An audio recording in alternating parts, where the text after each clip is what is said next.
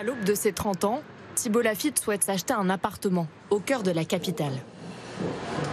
Bonjour Thibault. Je t'en prie. Il y a 3 biens qui peuvent correspondre à ta recherche. Concrètement, j'en ai un dans le 12e puisque ta recherche est vraiment liée au centre de Paris. Avec un joli budget de 400 000 €, cet ingénieur financier multiplie les recherches depuis plus de 2 ans, sans succès. Malgré son CDI et sa situation financière confortable, son dossier a du mal à passer auprès des vendeurs. J'ai un apport qui est quand même assez important, c'est-à-dire que je peux apporter à peu près les frais de notaire, donc 25 000 € environ.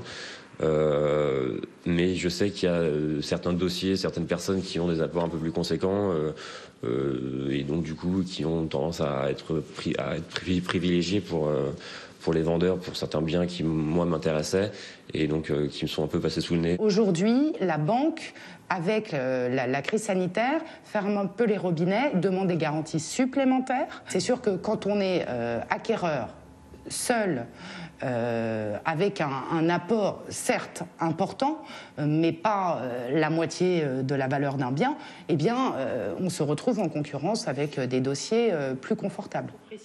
Et l'entrée sur le marché immobilier des primo-accédants va encore se compliquer. Depuis le 1er janvier, les règles encadrant les crédits ont été renforcées. Le taux d'endettement ne peut plus dépasser 35% des revenus nets et la durée d'emprunt est limitée à 25 ans. De quoi compromettre les projets de certains acheteurs. Un acquéreur qui avait une possibilité d'emprunter il y a 6 mois jusqu'à 25 ans, avait une possibilité d'avoir des échéances intéressantes. Et aujourd'hui, si ce même emprunt se fait donc sur 20 ans, puisque ça devient un automatisme, eh bien, à ce moment-là, il va pouvoir un petit peu moins emprunter.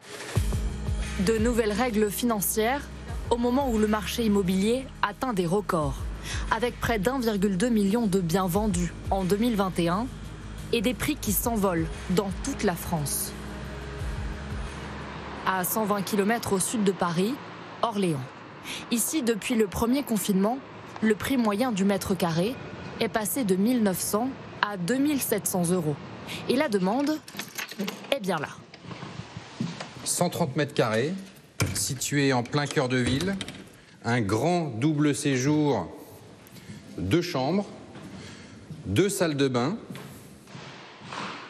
Il y a 3 ans, cet appartement est resté 6 mois à la vente sans trouver preneur. Quand nous l'avons remis en vente il y a quelques mois, 4 visites en 15 jours et donc une offre quasiment au prix.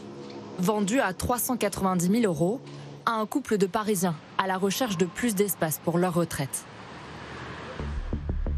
Après 2 années plus que radieuses pour l'immobilier, certains redoutent un nuage à l'horizon.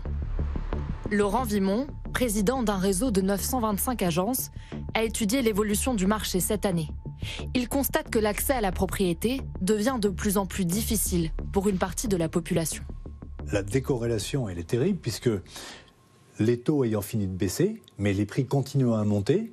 Vous avez d'un côté des prix du logement qui monte de 20% en l'espace de 4 ans, là où les crédits baissant un peu moins qu'à une époque, le pouvoir d'achat immobilier de crédit des Français n'augmente plus que de 8%. Donc ça a des conséquences directes sur les foyers plus modestes, CSP, employés ouvriers et les moins de 30 ans. Les taux d'intérêt devraient être particulièrement scrutés dans les prochains mois. Jusqu'ici historiquement bas, ils pourraient sensiblement remonter en suivant la courbe de l'inflation et mettre un coup de frein au marché immobilier.